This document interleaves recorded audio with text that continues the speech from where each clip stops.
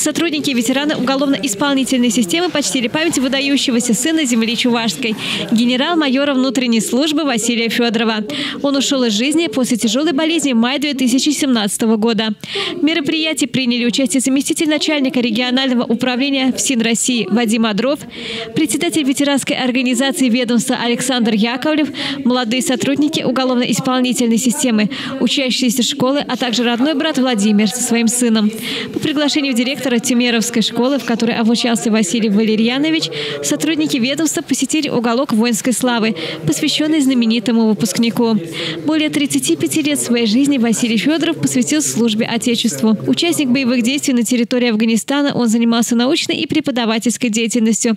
Кандидат юридических наук, доцент, автор более 100 научных публикаций. Генерал-майор Федоров награжден медалью за боевые заслуги в 1986 году, 70 лет вооруженных сил СССР в 1998 году. Так, от благодарного афганского народа за усердие медали в первой степени. Свою трудовую деятельность в пенитенциарном ведомстве он начал на гражданской должности инженера-энергетика в исправительной колонии номер 1 УФСИН Чувашии. Был руководителем УСИН по Кабардино-Балкарской республике в неспокойной ли республике время.